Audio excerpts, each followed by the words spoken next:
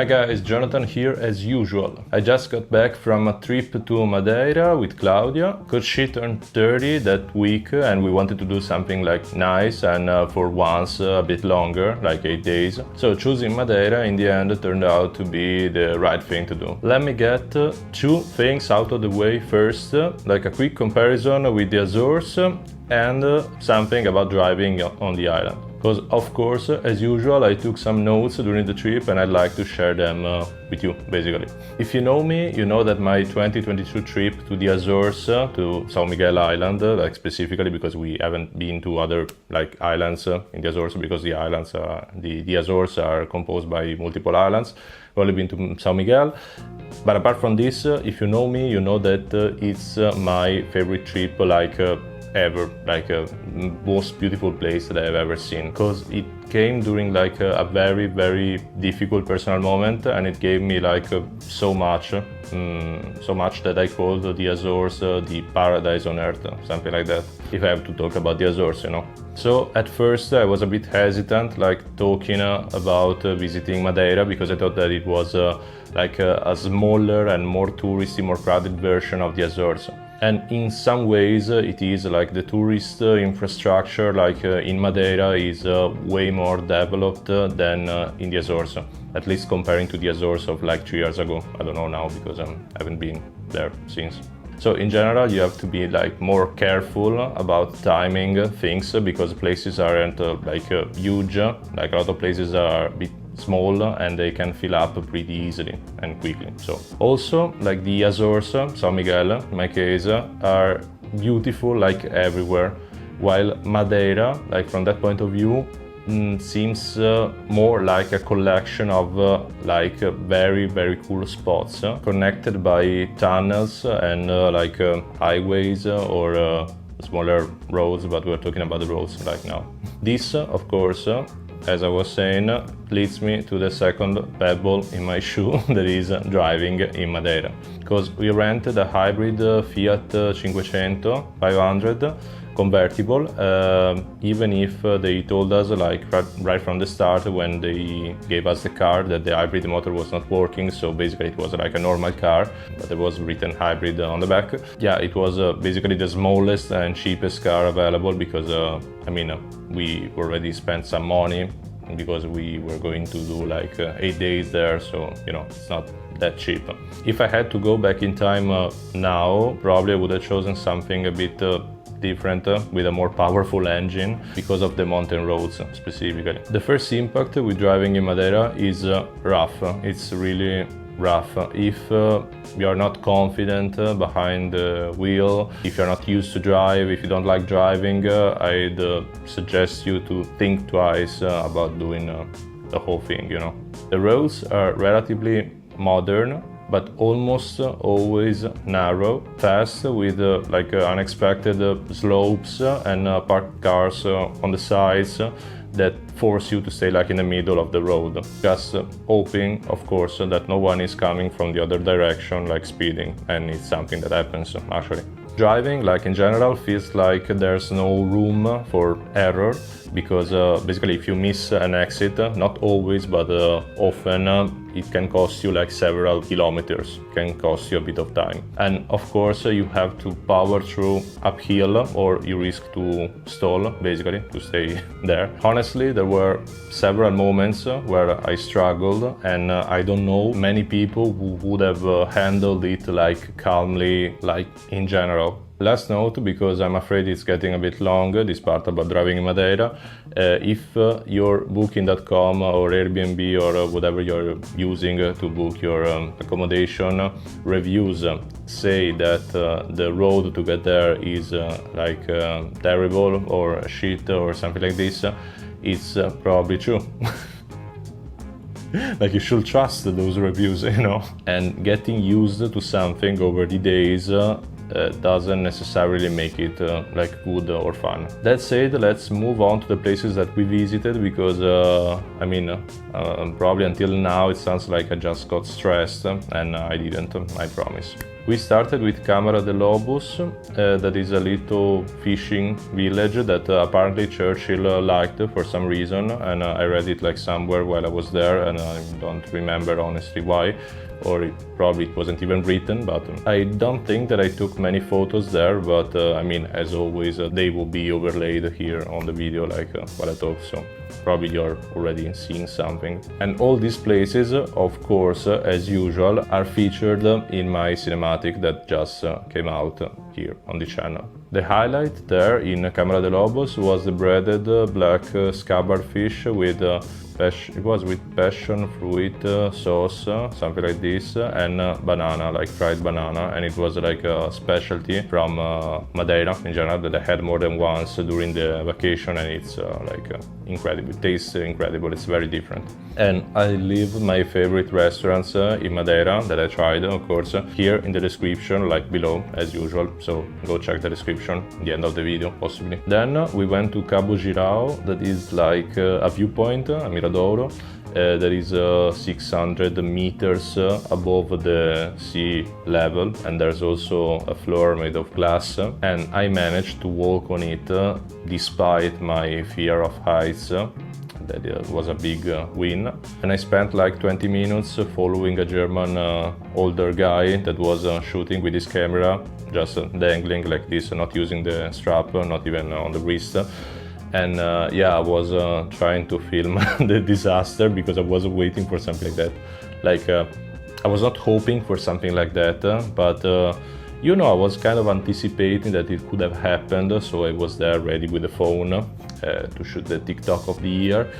But nothing happened, luckily for the guy, and yeah, that was basically my story about the Miradouro Cabo Girão. Then, in the next days, we did a hike that is the Levada das 25 Fontes, and the final spot, the 25 Fontes, the 25 waterfalls, was not spectacular in my opinion. So it was mostly like an excuse to dip our feet in the water and recover from all the effort. It was an excuse also to do the hike and stay in the nature in general. The length of this hike is a total mystery because some signs say that it's like 4.5 kilometers. Then it becomes 4.5 kilometers each way. Then you have to add 2 kilometers to get to the start and to come back basically in the end. So it's basically in the end 13 kilometers. And if I had known that like previously, I probably wouldn't have subject my girlfriend to that kind of torture, like unnecessary torture. And at the end of the hike, I took a photo with a cow while I was going to get the car. Then we visited Funchal, that is like the capital, the main city in Madeira, and I think that I took like 4 photos that probably you are seeing right now, and I also took a picture with Cristiano Ronaldo. I know that this is like a serious photography channel, but sometimes I allow myself some selfies, you know. A great dinner, like I think that was my favorite dinner, like of all the holidays, was at Tabūu, that is in the cursed area of our booking, that is called the Tabūu. Like starters, meat, cocktails, everything was amazing, and it's totally recommended. Another cool spot that I expected to be like more welcoming was Porto Moniz and the natural pools of Porto Moniz. Like it's super scenic, it's amazing, like from that point of view, from an aesthetic point of view, but it felt like the Bering Strait, so it took us like 20 minutes of hesitation before jumping in the water, you know, the natural pools. And it's totally worth it because you are close to the ocean. You see these like very huge waves crashing on the swimming pool, on the natural pool. At the same time, I discovered like during the trip that the northern side of the island is not famous for the beach weather. So, you know, it's a natural pool, you can go to the pool, but still, it's not like going to the beach 30 degrees, this kind of stuff. Like, forget about it. It's cold. It's just cold, cloudy, and everything. And it may even rain. So Then we got to probably the most amazing place on the island, that is the Fanal Forest. It's foggy with these twisted trees that look like something out of a Tim Burton film.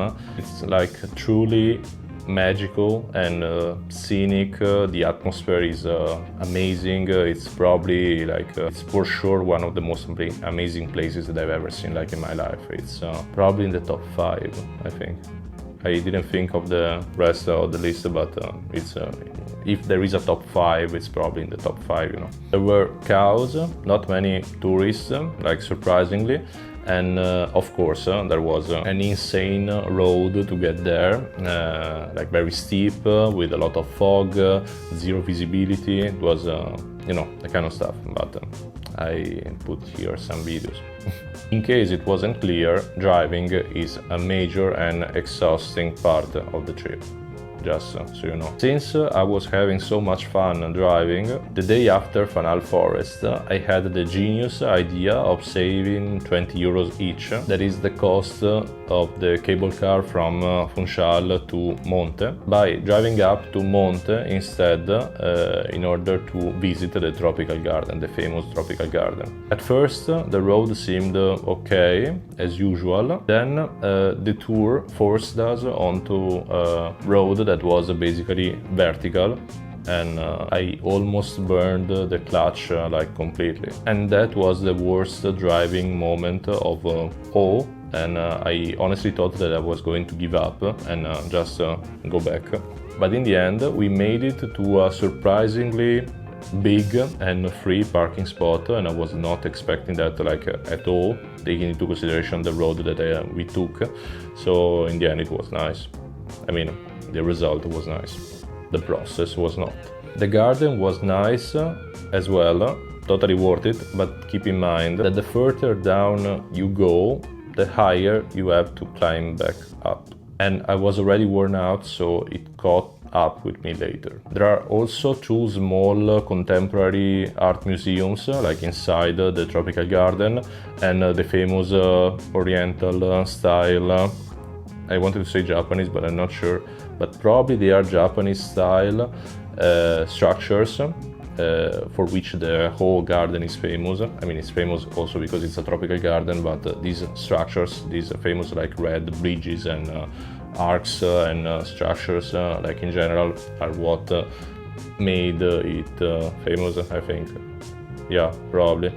And it's mostly known for that. Then the evening before Claudia's birthday went more or less like this. Bookings, pool, finally made sense of that horrible road. Late barbecue, me realizing that the charcoal that was left had the consistency of like coconut flakes. Switching to pan-fried meat, 13 going on 30, a cake, and straight to bed. Because wake up was at 4:30 a.m. Naturally, of course, I was so well rested until that moment that I had to do something intense, you know, like waking up early and do something like heavy, strong. And that's why we went to Pico do Arieiro, and yeah, I have no words to describe that. I think that is just incredible. We arrived just before the crowds, did a mini hike, like from the parking lot. Of course, there was a hike because there's a hike everywhere in Madeira. And saw the sunrise at almost 2,000 meters with clouds beneath us. And I mean, it was unreal. I'm not sure if it beats Fanal as the most amazing place that I saw in Madeira, or if it ties it, but I mean, we are there, we are close. So we had breakfast up there. I gave Claudia her gift for her birthday, of course, and then we headed back to the car.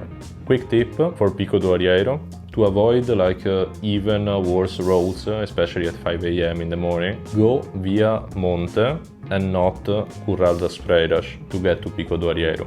And this sounds ironic after what I said about Monte, but the road is surprisingly manageable, taking into consideration that it was dark and the crowds were coming, like a lot of cars were coming behind, so yeah, but it's better. Like from what I saw, like on the internet, stuff like this, Curral das Freiras is scenic, apart from the fact that you don't see like a lot at 5 a.m. in the morning with total darkness. But still, I mean, it's better to go via Monte, sure.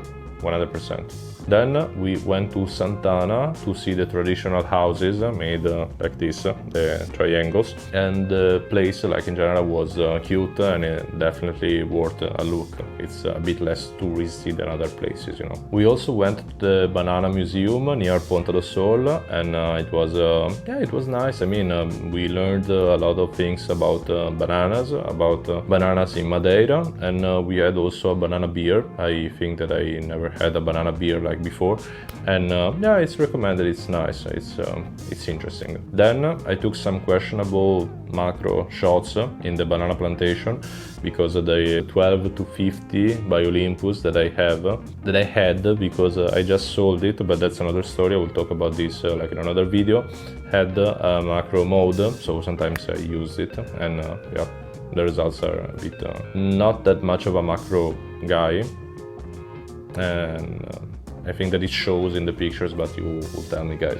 The final stops were the Funchal Photography Museum that was packed with historical artifacts and a lot of like a big collection of pictures taken in Madeira, in the Azores, in Canarias, and like other places that are part of the Macaronesia. Then we also went to the Libreria Esperança. There is like a lovely and a very big bookshop, but in that moment we were running out of time and we had to return the car to the airport, you know. Wrapping it up, Madeira is 100% worth visiting in my opinion if you can deal with the driving. And I actually enjoy driving when I have the possibility to do so, but some roads are like unnecessarily risky, and yeah, it's a fact, you know. I also saw some people doing the trip by taxi because it's full of taxi, Uber, Bolt, all this kind of stuff. I'm not sure if it costs more or less than renting a car, but yeah, it's an option in case. Also, I wouldn't count on public transport because I didn't see that much of it outside Funchal, honestly. In general, there's tons of things to see, and it's definitely an unforgettable place in my opinion. A week is enough to see the main places like with a relaxed pace. If you go full on, if you speed up, also 3-4 days are enough for the main places in my opinion, but you have to do like multiple things per day, and you don't get to relax a lot, while we were trying to relax as well, you know. Speaking of relaxing, there are not many sandy beaches, and I'd recommend the one at Calheta, surrounded by bars, restaurants, services. I think that was also a Pingo Doce, like a supermarket near, and also the sunbeds were not that expensive. One last tip, lapas are good. Not as good as the Azores probably, and a bit smaller as well, but still amazing. Eat them for me if you go to Madeira. So I hope that you enjoyed this video, and let me know in the comments if you have been to Madeira, if you visited other places that I missed, or if you visited the same places that I visited. And yeah, I hope that you're curious now about Madeira if you didn't know it before, and see you in the next one. Bye. I didn't say what, because I said see you in the next one, but I was meaning in the next video. Of course, because this is a video and we're on YouTube, and yeah, just to conclude, you know. Bye guys.